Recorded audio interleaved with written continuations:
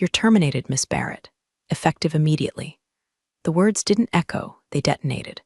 Right there in the Marriott ballroom, between the salmon buffet and the branded stress balls nobody wanted. The CEO's voice slid through the PA like oil on wet tile. Smug, slithery, rehearsed.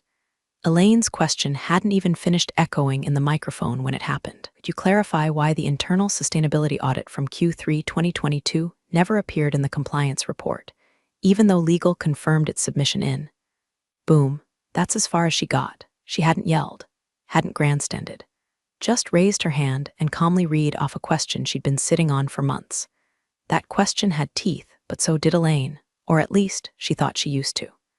Now she stood frozen, holding a yellow legal pad like it might shield her from 1,000 blinking eyes, 1,000 murmuring mouths. Someone coughed. Someone laughed. Her stomach twisted. And let this serve as a reminder, the CEO oozed, eyes glittering under LED lights, that we welcome curiosity, but not disruption. The entire room had gone mannequin silent. Security didn't touch her, but they hovered. She moved stiffly, legs wooden, ears hot, past neatly folded napkins, past her director's stunned expression, past 2 interns recording the meeting on phones they pretended weren't filming. She walked out, one heel slipping slightly on the marble floor. For a heartbeat, she considered turning around, saying something, but her voice was somewhere beneath her shoes, crushed and forgotten. She hit the lobby. That's when she heard it, shoes behind her, purposeful, expensive, not security, Miss Barrett. She turned, slowly, automatically. It was him. Victor Maris. Man didn't do public. He barely spoke during investor calls. When he did, stock prices trembled. His net worth had a comma for each decade of her life. He stopped about a foot away. No tie, gray suit, eyes like cold coffee. "Could you," he asked softly, "repeat that question for me?" Elaine blinked. Her mouth opened. Nothing came out. Her brain, still spinning from the slap of sudden unemployment, tripped on its own logic. About the compliance record. Q3, the environmental audit.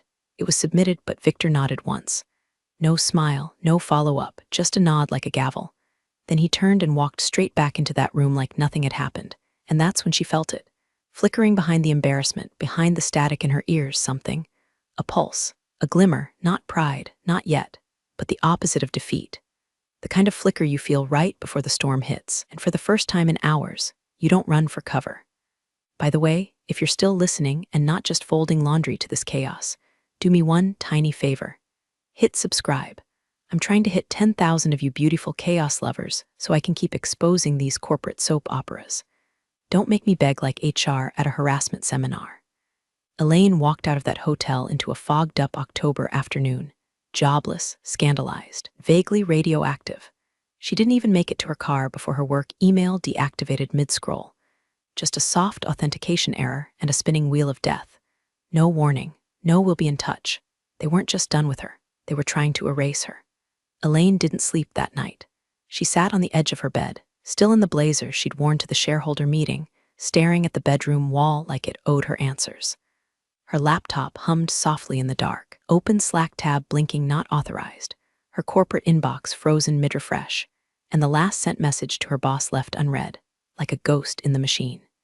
Every time she closed her eyes, she saw the CEO's smug little smirk, heard the way he bit off the word disruptive like she'd committed arson in a cathedral instead of asking a question about a missing audit report. By 3:12 a.m., she'd gone full doom spiral, resume ruined, career dead, LinkedIn tainted with a scarlet compliance witch mark. Her references, probably already briefed by legal. Her HR file, edited, sanitized, weaponized. Then came the ping. LinkedIn, new request, no profile picture. Name, Travis B. Headline, risk consultant, independent, no work history. One connection, her message, saw what they did to you. You were right. Her fingers hovered over the keyboard.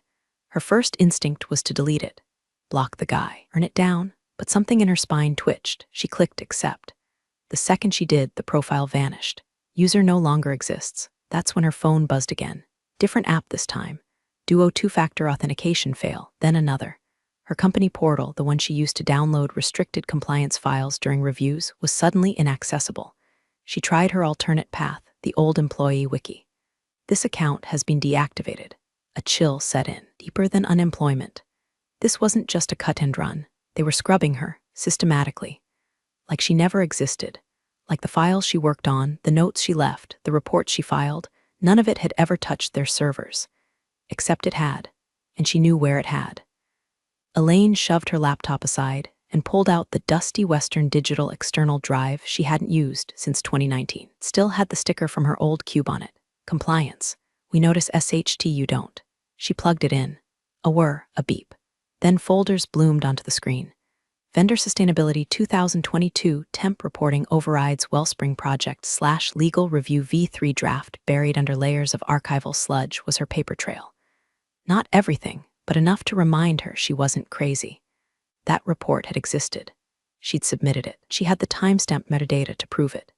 She started copying, organizing, labeling every weird carbon credit discrepancy, every unexplained override in the vendor rating algorithm, every time legal had said not our jurisdiction.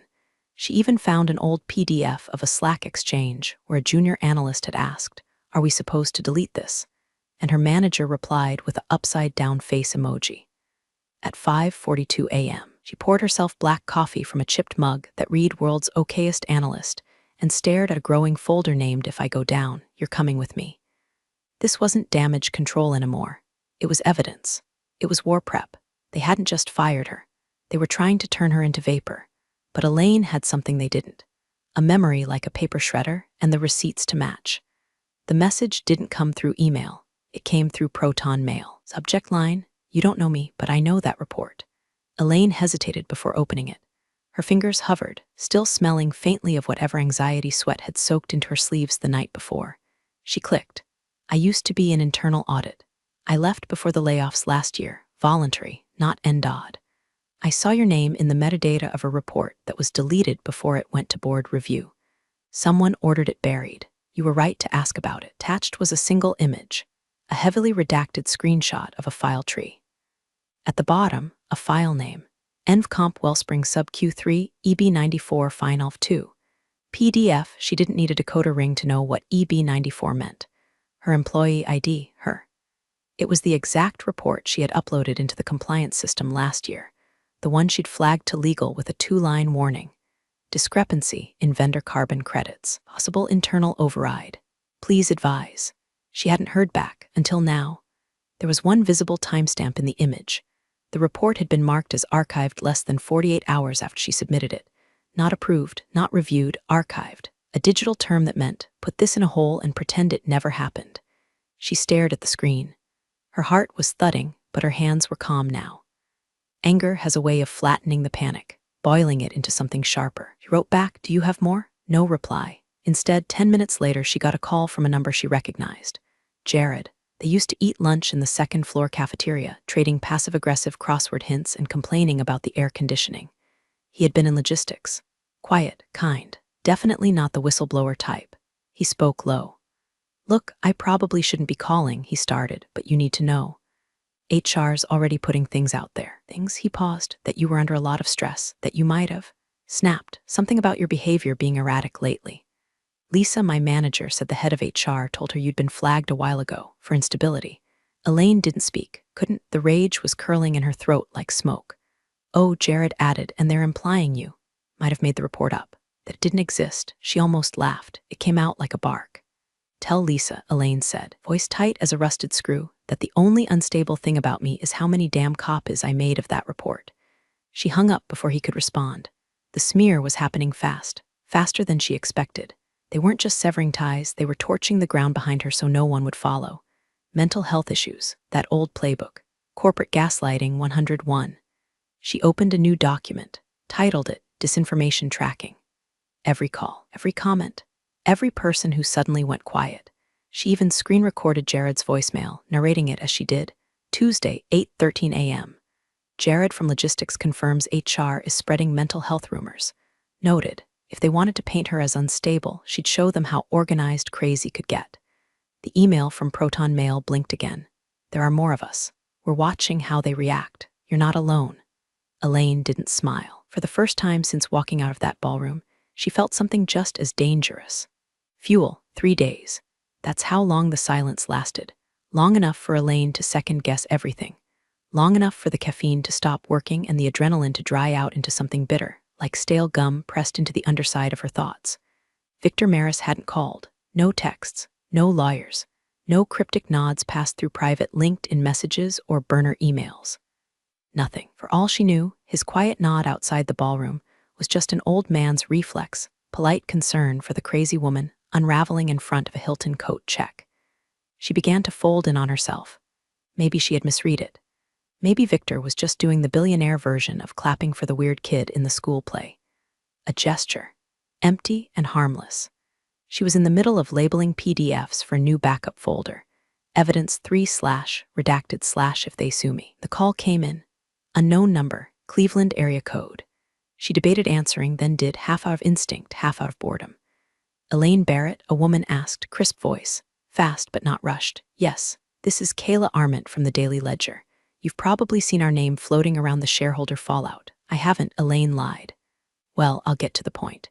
Do you want to make a comment about your whistleblower status? Elaine froze. My what? We're running a piece. One of your major investors, Victor Maris, briefed us on the shareholder call. He didn't say much, but he called you, quote, an individual with moral clarity who raised questions the board refused to answer. Elaine's mouth went dry. Kayla kept going. He refused to go on record beyond that, but you're named. It's a soft name drop, but it's there. So, I'm asking, were you terminated in retaliation for whistleblowing? Elaine glanced at her wall. She taped sticky notes in a pattern that now looked less like an evidence board and more like an emotional breakdown in pastel. She stalled.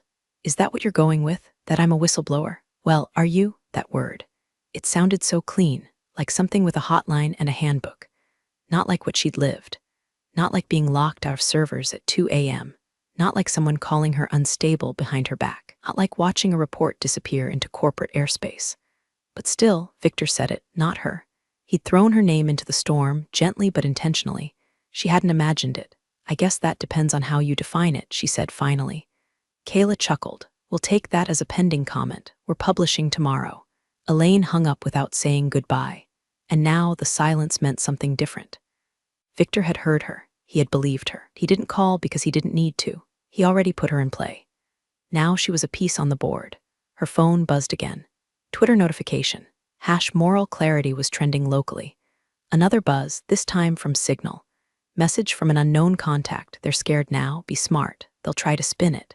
Attached, a screenshot of a Slack message from a senior compliance officer at the company. Her name. A warning. A containment strategy. Elaine leaned back in her chair. This wasn't her fight anymore, not just hers. She was a symbol now, a vector. They were watching her. The company, the board, the investors, the press, and Victor. He was the one who made sure everyone had their eyes on her, not to protect her, to see what she'd do next. Elaine was halfway through her third rewatch of the same 3-minute clip from the shareholder meeting, her voice calm, steady, echoing into silence, right before the CEO butchered her name on the public termination, when it hit her. Not a revelation. A password. Cold Stack 192. It was a throwaway phrase she'd used back when the company transitioned its internal storage to an off-site server farm, one of those temporary archive systems that everyone promptly forgot existed once the new SAW compliance platform rolled in, and buried it all under layers of bells, whistles, and auto-deletes. She remembered. She hadn't touched that system in over 2 years, not since she used it to manually back up her notes from an energy compliance summit, because the internal project manager kept accidentally deleting documents that didn't align with the PR team's goals. She logged in. To her shock, the server was still live, outdated UI, clunky file trees, ugly font that screamed Windows XP nostalgia, but live, and inside, everything. Drafts of quarterly reports that were never published. Email chains where VPs debated whether carbon credits could be creatively forecasted based on projected offsets. A memo where legal literally wrote, if we don't acknowledge the discrepancy, technically it doesn't exist. Then came the jackpot, a deleted compliance summary for Q3, dated 6 months after Elaine's original report was archived. Someone had pulled her findings, stripped her name, reworded it into a soft warning that data synchronization issues made proper environmental review impossible that quarter. In other words, we lost the files, wink wink. They didn't bury the truth, they rebranded it. Elaine stared at her screen, every tab a new form of vindication and a new liability. This was no longer about one report. It was about a company-wide pattern of sanitizing noncompliance into marketing buzzwords. She zipped the files, labeled the folder, shareholder packet a confidential source 001. Then she created a burner email. Then she found the mailing list. The one her ex-colleague had once shown her, laughing, saying, "These rich bastards will open anything with the word divestiture in it." At 2:39 a.m., she hit send. Subject line, review immediately. Compliance concerns RGS Holdings. Then she waited. She didn't have to wait long. By 7:15 a.m., internal Slack at her former company lit up like a Christmas tree on lithium. Someone from IT leaked a screenshot. Why is the old cold stack server still up? Did anyone authorize the data dump? Delete the backups now. Then, who the hell sent this to the investors? The CEO wasn't tagged, but legal was. Then someone made the mistake of dropping the word whistleblower in the open channel. HR immediately purged the thread, not before another employee screenshotted it and DM'd Elaine from a burner Reddit account. "You're not alone." Elaine stared at the chaos from her safe distance. For the first time since this began, she wasn't reacting.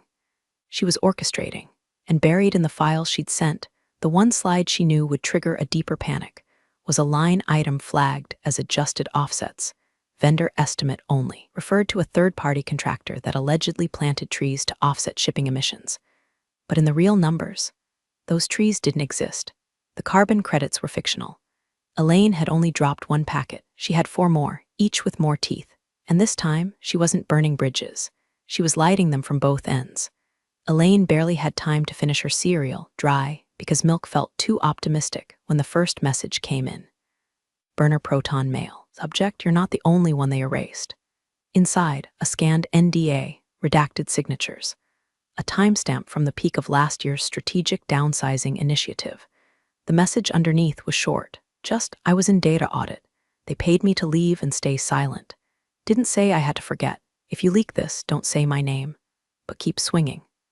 Attached, a memo from the same internal compliance server Elaine had just raided. Detailed temporary overrides of key financial flags during quarterly reporting, marked explicitly for internal audience only. Elaine leaned forward. The language was slippery, buried in jargon, but she could read it like sheet music. The override let them reclassify vendor reimbursements as carbon offsets in certain quarters. Translation: they were turning refund requests into eco-points. By the time she opened Signal, her heart was a drumline. Another message? No text, just a file upload. USB Financial Archive Final/EBC. Elaine recognized the initials before she even opened it. EBC equals Executive Blind Copy. She used to prepare EBCs during quarterly compliance reviews. They were not standard reports. They were curated, toned-down briefings sent only to the C-suite, sanitized for narrative clarity. This USB was different. It wasn't sanitized. Inside, spreadsheets tracking discretionary logistics allocations, which sounded harmless until she cross-referenced the vendors. Private jets, 5-star resorts, rental cars in cities with no corporate hubs, passenger lists labeled guest. One name caught her eye, Alyssa Barrett, the CEO's daughter. 3 trips to Lake Como, 1 to Bora Bora. All billed under vendor relations review. One line item even said organic catering, altitude-sourced menu. Elaine nearly choked on her spoon. By noon, a third message came through, encrypted voice. The kind of thing paranoid tech bros use before launching crypto startups or whistleblowing on 3-letter agencies. The voice was distorted but calm. "We met at the 23 ethics offsite. I was on the legal side. I kept quiet because I had kids in private school. But your archive file, that stirred the hive. The board is scrambling, and there's more. Look up AgriSure Transfer Memo V4. You'll know it when you see it. Also, nice touch with the packet title. Bold, then, click." Elaine opened a new doc. Incoming leads verified. She began organizing everything. Tagging evidence. Cross-linking terms. Her desktop looked like a prosecutor's fever dream. And still, the sentence from her first burner contact wouldn't leave her head. "You were right to ask about it." All of this because she asked one question. Fired a mid-level compliance analyst. They forgot she color-coded corruption. They forgot she saved everything. And now, her focus was blade sharp. No more doubt, no more whiplash. This wasn't about vindication anymore. It was about exposure. Because the thing about people like Elaine, they don't come for revenge. They come with receipts. The memo was a masterpiece of corporate spin, passive-aggressive prose wrapped in HR-scented perfume and printed on letterhead that probably cost more than Elaine's monthly rent. Subject: regarding recent media activity by former employee E. Barrett. It opened with a hollow throat clear, as you may have seen in recent headlines. Then it got nasty. Elaine was described as emotionally compromised, possibly acting out of personal grievance, and most cutting of all, showing patterns of unstable behavior during her final weeks of employment. No names were signed at the bottom, just Office of the CEO, but everyone knew who wrote it. The message was clear: discredit the messenger, smear the woman, call her emotional, irrational, vengeful. What the CEO didn't know, the memo leaked. Within 3 hours, screenshots were circulating on Reddit under the title, CEO gaslights ex-employee, gets ratioed. By the end of the day, it hit LinkedIn. Executives were liking and unliking it so fast it looked like a cardiac monitor. And then Victor Maris finally moved. Not publicly, not yet, but word came through a whisper chain Elaine had learned to trust. Victor had requested a private board session. Emergency topic: leadership credibility review. No agenda, no minutes, no PR team allowed in the room. Hours later, a scheduled press conference, one meant to unveil the company's new Sustainability Vision 2030, was quietly yanked from the website. No reason given, but the timing wasn't subtle. Elaine, meanwhile, had already prepared her final card, the one she swore she'd only play if they tried to drag her name through corporate mud. And oh, had they dragged. So now, she gave the internet a gift. The file drop was small, simple, a 3-page PDF. Subject line: RGS Logistics Disbursement Trail V1 inside. Payment transfers from a holding account in Delaware to a series of flagged offshore entities in St. Kitts and Nevis. Invoice records from RGS Logistics, a shell company with no employees, no office, no tax ID until 3 months after the first transfer. The final page: a signed approval chain including the CFO and the CEO. Elaine included no commentary, no preamble, just the documents, just the data. She uploaded it to a transparency watchdog forum under the username, Barrett was here. And then she walked away from her laptop and poured herself a drink she couldn't afford when she worked for them. Within 6 hours, it was all over. Reddit threads, Substacks, finance Twitter. Is RGS Logistics the new Enron? She wasn't wrong, she was just early. Victor Maris' silence, suddenly very loud. Twist wasn't that Elaine had been telling the truth. The twist was that her question, the one that got her fired, wasn't even the real scandal. It was just the doorway. They'd built the whole damn company on fake trees and funneled cash. Elaine didn't feel proud. She didn't feel victorious. She felt clear, because this wasn't about her anymore. It never really was. They tried to make her the story, the distraction, the scapegoat. But now the story had a heartbeat of its own. It was systemic. The boardroom at RGS's downtown tower wasn't designed for war. It was designed for theater. Walnut table, leather chairs, soft lighting that made everything look expensive and in control. But when Victor Maris walked in that morning, the mood shifted like a dropped scalpel. No assistant, no entourage. Just Victor and a manila folder tucked under his arm, like a doctor arriving to confirm the test results you already feared. Sat without waiting. No greetings, no banter. He slid the folder across the table and said simply, "This is the only question that matters." The chairman blinked. The CEO tried to speak. Victor raised a hand. No spin, no marketing language, no PR script. Just answer the question. The sheet inside was simple. One line, printed in 14-point calibri. Can you explain why the environmental compliance audit from Q3 2022, submitted by E. Barrett and confirmed as received by legal, was never included in board review documents or financial disclosures? No one moved. Victor tapped a single finger on the edge of the table. "If you can't answer this by end of day," he said flatly, "I will call for motion to suspend the CEO and CFO pending audit review. And I won't be the only one." He stood, smoothed his jacket. Then came the real gut punch. Another investor walked in. Then another, each holding a copy of the same single sheet. Not shouting, not grandstanding, just presence. The message was clear. This wasn't Victor going rogue. This was a coalition forming. Elaine, meanwhile, sat on her couch with a coffee ring bleeding into her favorite notebook, and a cat she didn't own curled up by her foot like some stray karma. She hadn't opened the blinds in 2 days, but the room was lit, partly by sunlight, mostly by the blue glow of incoming pings. Then came the knock. She opened the door to find a courier holding a manila envelope. "Elaine Barrett?" She nodded. He handed her the envelope and Speed walked away like it was radioactive. She opened it. "Cease and desist. Unauthorized disclosure, the letterhead was off-center. The body was written in boilerplate legalese, half of which was copied from a Google template. And the cherry on top, they spelled her name Elaine. She barked a laugh so loud the cat bolted under the couch. They were panicking. She could see it in the sloppiness, the recycled threats, the desperate theater of legal muscle without a working spell checker. She folded the letter once, then again, and slid it under her coffee mug as an impromptu coaster. Then she opened her laptop. A new file waited in her drafts. RGS response summary final brief for Victor. It wasn't just for him anymore. It was for every investor who'd stopped seeing dividends as answers. For every employee still quietly leaking her Slack screenshots. For every outsider now watching the story unfold like a slow-motion landslide. Elaine didn't feel rage. She felt precision.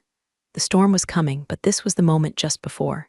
The air still, the sky wide, and in every corner of the tower, the question echoed like a countdown. Why was the report buried? Tick, tock, boom. Emergency shareholder meeting wasn't streamed on any official platform. No press passes. No glossy handouts or brand slogans projected behind smug executives sipping cucumber water. It was hosted in a plain beige conference room at a private financial firm. No windows, no cameras, just quiet men and women with controlling stakes and colder eyes. But one of them, one intern, one assistant, one somebody, leaked the feed. Elaine found the link tucked anonymously into her inbox at 9:57 a.m. Subject line, "If you're going to watch history, wear something comfy." She clicked, and there it was. Victor Maris, seated dead center at the U-shaped table, holding the same single sheet of paper he'd brought to the board meeting 3 days ago. The room stilled as he cleared his throat.